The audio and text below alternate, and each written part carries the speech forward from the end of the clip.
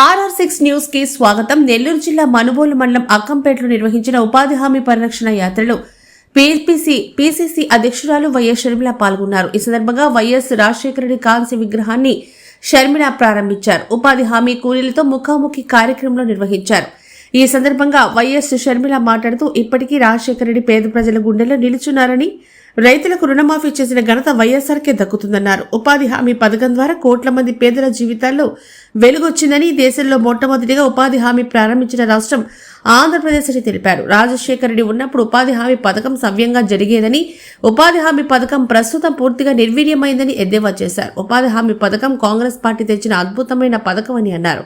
కేంద్ర ప్రభుత్వం ఏడాదికి 86,000 కోట్ల రూపాయల ఉపాధి హామీ పథకానికి ఖర్చు చేస్తోందని, బీజేపీ వాళ్ళకి కమిషన్లు రావడం లేదని, ఉపాధి హామీ పథకం మార్చేందుకు కుట్ర పన్నారని ఆరోపించారు.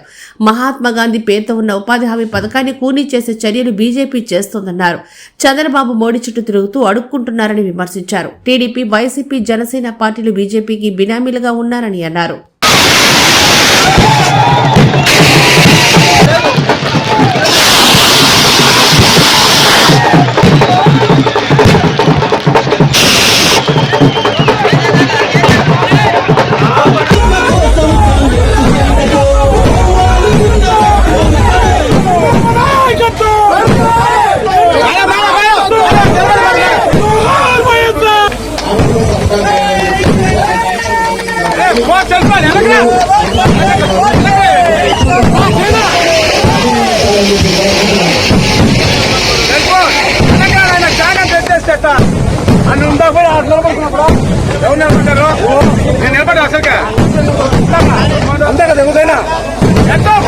మార్చడం వల్ల మేడంతో క్లియర్ గా డిస్కస్ చేయండి.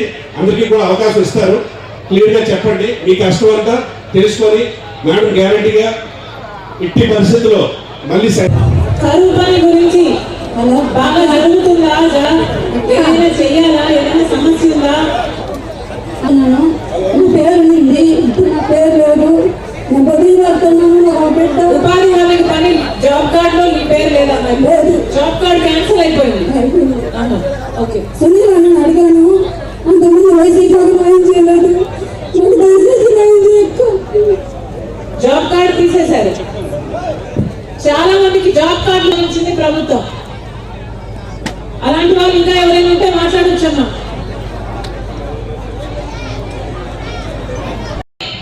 రాజశేఖర రెడ్డి గారు ముఖ్యమంత్రిగా ఉండగా, ప్రధానమంత్రిగా కాంగ్రెస్ పార్టీకి చెందిన మన్మోహన్ సింగ్ గారు కేంద్రంలో ప్రధానమంత్రిగా ఉండగా వచ్చిన పథకమే ఉపాధి హామీ పథకం.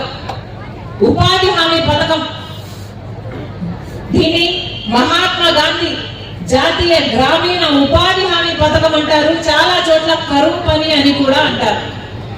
ఈ ఉపాధి హామీ పనిని, ఉపాధి కరువు పనిని ఎంత నీరుగార్చారో పాలకులు అర్థమవుతుంది. ఇప్పుడు కేంద్రంలో బీజేపీ పార్టీ అధికారంలో ఉంది. కేంద్రంలో నరేంద్ర మోడీ ప్రధానమంత్రిగా ఉన్నారు. ఈ ఉపాధి హామీ పని అన్నది కాంగ్రెస్ పార్టీ తెచ్చిన పథకం. పేదవాడికి అన్నం పెట్టే పథకం. పేదవాడికి ఒక గ్యారంటీ, నాకు ఉపాధి కల్పించాలి అని, నేను పని చేస్తే నాకు జీతం ఇవ్వాలి అని ఒక గ్యారంటీ పథకం ఉపాధి హామీ పథకం. కానీ ఇప్పుడు కేంద్రము ఖర్చు పెడుతున్నది దాదాపు సంవత్సరానికి 86,000 కోట్ల రూపాయలు ఉపాధి హామీ పథకం మీద ఖర్చు పెడుతున్నారు. కానీ ఈ డబ్బులు మొత్తము పేదవాళ్లకు పోతున్నాయి, లేకపోతే స్కాముల కింద పోతున్నాయి.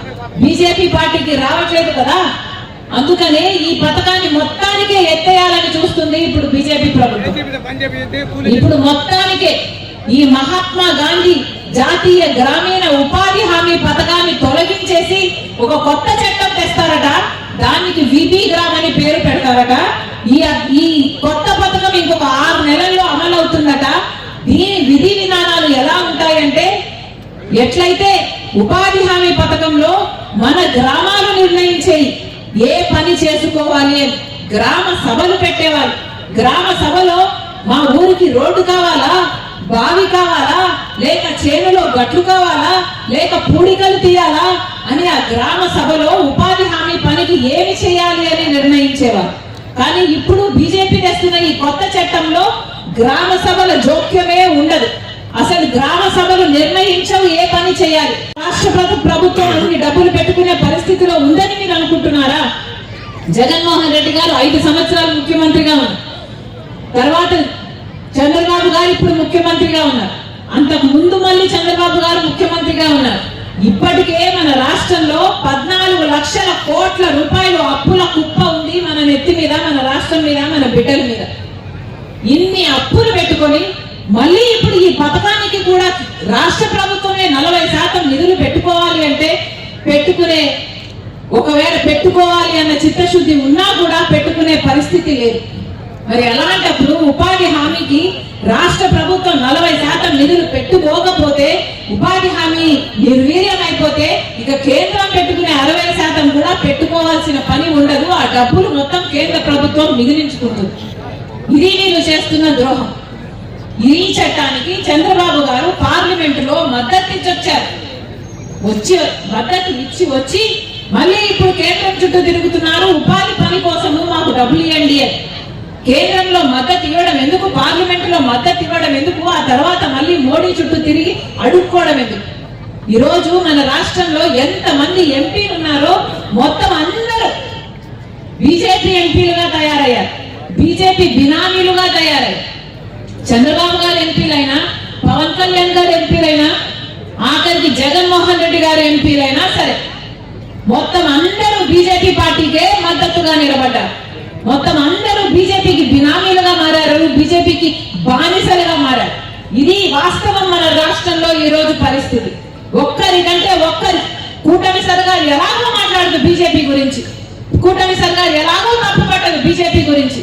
కానీ జగన్మోహన్ రెడ్డి గారికి కూడా ఒక్కసారి కూడా మోడీని అన్నది పాపాన పోలే, ఒక్కసారి కూడా బీజేపీని తప్పుపట్టిన పాపాన పోలే. బీజేపీ ఎదిరించే సత్తా జగన్మోహన్ రెడ్డి గారికి చచ్చిపోయింది. జగన్మోహన్ రెడ్డి గారు బీజేపీని ఎదిరించడం లేదు కదా, బీజేపీ మోడీకి సాగిలపడి ఇప్పుడు నమస్కారం చేస్తున్నారు. మరి అలాంటప్పుడు మన రాష్ట్ర బిడ్డలు ఎలా బాగుపడాలి? చంద్రబాబు గారు ముఖ్యమంత్రిగా ఉన్నారు, జగన్మోహన్ రెడ్డి గారు ముఖ్యమంత్రిగా ఉన్నారు, మళ్ళీ ఇప్పుడు చంద్రబాబు గారు ముఖ్యమంత్రిగా ఉన్నారు. ఏ ఒక్కరైనా అధికారంలో ఉన్నప్పుడు ప్రత్యేక హోదా కావాలి అని కొట్లాడిన ఒక్క నాయకుడైనా ఉన్నాడా?